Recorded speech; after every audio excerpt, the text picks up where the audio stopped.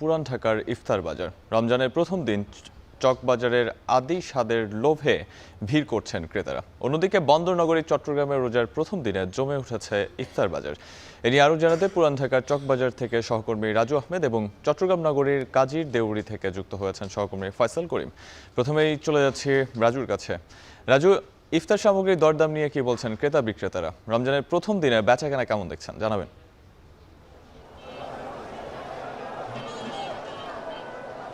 সাহাব যেমনটি বলছিলেন যে 400 বছরের পুরনো এই চকবাজার ইফতার বাজার আজও পরিপূর্ণ মূলত ক্রেতা বিক্রেতাদের হাক ডাকে এবং বেলা গড়ার সঙ্গে সঙ্গে যেমন এখানে প্রস্তুতি শুরু হয়েছিল ইফতার বাজারের বেচাকেনা, আর তেমনই কিন্তু বিকেল গড়ার সঙ্গে সঙ্গে ক্রেতাদের উপস্থিতিতে সরগরম হয়ে উঠেছে এই চকবাজারের ইফতার মার্কেটের যে বেচাকেনা। জানিয়ে রাখতে চাই এখানে বিভিন্ন ধরনের যেমন ইফতার রয়েছে তেমনই কিন্তু ঐতিহ্যের স্বাদ বহন করে বেশ কিছু ইফতার সামগ্রী এখানে রয়েছে। বিশেষ করে বড় বাপের পোলায় খায়, ছোট বাপের পোলায় খায় সহ শিক কাবাব, বাটি কাবাব থেকে পুরান ঢাকার ঐতিহ্যকে ধারণ করে বেশ কিছু ফিরনি এবং অন্যান্য শরবত সামগ্রী এখানে আজকে শোভা পেয়েছে। একই সাথে বিক্রেতাদের সঙ্গে কথা বলেছে, তারা যেমনটি বলছেন যে সকল ইফতারের চাহিদা একবারই বেশি, সেই সকল ইফতারগুলো তারা এখানে দৃশ্যমান করার চেষ্টা করেছেন। বিশেষ করে তারা স্বাদ এবং ঐতিহ্যের যে ধারণ, সেই ধারণটা যেন বদলে না যায়, সেটি যেন ঠিক থাকে, সেই ব্যাপারটিকে মাথায় রেখে মূলত আজকের এই ইফতার সামগ্রীগুলো তারা উপস্থাপন করেছেন। সেই সঙ্গে ক্রেতাদের মাঝে কিছুটা অভিযোগ রয়েছে দামের। তারা যেমনটি বলছেন যে এই নিত্যপণ্যের বাজারের সঙ্গে ইফতার সামগ্রীর যে দাম সেটির সঙ্গে সামঞ্জস্যহীন রয়েছে। একই সঙ্গে বিভিন্ন ঐতিহ্যবাহী যে আইটেমগুলো রয়েছে, বিশেষ করে বড় বাপের পোলায় এবং ছোট বাপের পোলায় সহ আরও শিক কাবাব, বাটি কাবাব এবং ফিরনি জাতীয় যে ইফতার সামগ্রীগুলো রয়েছে সেগুলোতে কিছুটা দাম বেশির অভিযোগ থাকলেও রেগুলার যে অর্থাৎ নিয়মিত যে ইফতারগুলো রয়েছে, বিশেষ করে চপ, বুন্দিয়া বা বিভিন্ন ধরনের পেঁয়াজু, সিঙ্গারা সহ অন্যান্য যে ইফতার সামগ্রীগুলো রয়েছে সেগুলোতে স্বাভাবিক দাম রয়েছে বলে কিন্তু তারা বলছেন।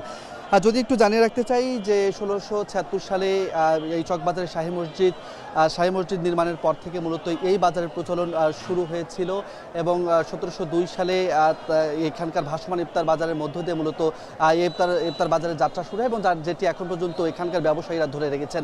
সাহাব, এই ছিল পুরান ঢাকার চকবাজারের ইফতার বাজার থেকে আমার কাছে সর্বশেষ।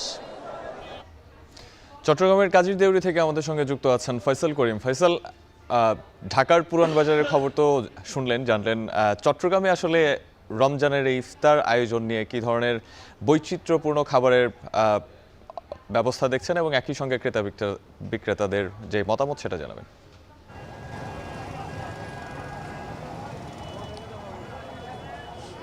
আমরা যেটি চট্টগ্রামের ক্ষেত্রে আসলে ঢাকার মতো কোনো ইফতার বাজার সেভাবে নেই। ঢাকা চকবাজার যেমন বিখ্যাত, তেমনি নির্দিষ্ট কোনো স্থান চট্টগ্রামে বিখ্যাত নয়। তবে আমরা দেখি যে চট্টগ্রামের যেই বিখ্যাত খাওয়ার মেজবান, সেটিকে কেন্দ্র করে কিন্তু এখন ইফতার আইটেম পাওয়া যায় এবং চট্টগ্রামের বিভিন্ন গুরুত্বপূর্ণ মোড় থেকে শুরু করে অলিগলি এবং বিভিন্ন পাড়া মহল্লায় আমরা দেখি যে খাবার দোকানগুলো থাকে, হোটেলগুলো থাকে, তারা কিন্তু ইফতার বিক্রি করে থাকেন এই সিয়াম সাধনার মাসে। তো আজকে প্রথম দিন থেকে আমরা যেটি দেখছি যে জমজমাট ইফতার বাজার। এখানে বিশেষ করে যে দোকানগুলোতে মেজবানি আইটেম থাকে কিংবা কাবাব আইটেম থাকে, সেখানে কিন্তু আমরা ক্রেতার ভিড় দেখি। আজকেও দেখছি প্রচুর ক্রেতা কিন্তু ভিড় করেছেন এবং এখানে বিভিন্ন ধরনের কাবাব আইটেমের পাশাপাশি মিষ্টি আইটেম, হালিমের আইটেম এবং জিলাপির আইটেমের পাশাপাশি নানা ধরনের পানীয় পাওয়া যাচ্ছে। অর্থাৎ মেজবানির সাথে যে পানীয় চলে, বোরহানি থাকে, জুস থাকে, সেগুলোকে কিন্তু গুরুত্ব দেওয়া হচ্ছে এবং আমরা দেখছি যে একেবারে বেলা 3টার পর থেকে কিন্তু যারা বিক্রেতা আছেন, ব্যবসায়ী আছেন, তারা কিন্তু পসরা সাজিয়ে বসেছেন এবং নানা ধরনের বাহারি আইটেম খুব লোভনীয় উপায়ে তারা এগুলোকে প্রদর্শন করছেন যাতে ক্রেতারা আগ্রহী হন। এবং দেখতে পাচ্ছেন বিভিন্ন ধরনের বাহারি কাবাব যেমন আছে, কয়েক পদের কাবাব যেমন আছে, তেমনি প্রতিটি বড় বড় দোকানে আমরা দেখছি শতাধিক ইফতারি আইটেম কিন্তু স্থান পাচ্ছে। চট্টগ্রামের কাজীর দেউরি ছাড়াও প্রবর্তক, চকবাজার, স্টেডিয়াম এলাকা কিন্তু মানুষ কিন্তু ইফতার কিনতে ভিড় করেন, জিসি এলাকায় মানুষ ইফতার কিনতে ভিড় করেন এবং আমরা দেখছি যে এখানে বেশিরভাগ খাবারের কিন্তু গায়ে কিন্তু নাম লেখা আছে এবং নিত্য নতুন বাহারি নাম যেমন দেয়া হয়েছে, তেমনি মেজবানি আইটেমকে গুরুত্ব দিয়ে এখানে কিন্তু আলাদা করে তারা বিক্রি করছেন এবং শুধুমাত্র কেনাই নয়, তারা কিন্তু আমরা যেটি দেখছি যে এখানে যে রেস্টুরেন্টের ভেতরের অংশ, সেখানেও কিন্তু তারা বসার ব্যবস্থা করেছেন। অর্থাৎ কেনাকাটার পর যারা রোজা রেখেছেন তারা কিন্তু ভিতরে বসে খাওয়ার সুযোগ আছে তবে আমরা যেটি চিকিৎসকদের সঙ্গে কথা বলেছি যে আসলে এই রমজানের সময় কিন্তু প্রচুর অস্বাস্থ্যকর খাবার কিন্তু গ্রহণ করেন এবং দেখা যায় কি এখানে খাবারে যেমন চিনির আধিক্য থাকে তেমনি ভাজা পোড়া খাবার এবং প্রচুর তেল কিন্তু ব্যবহার করা হয় এবং অনেকগুলো কিন্তু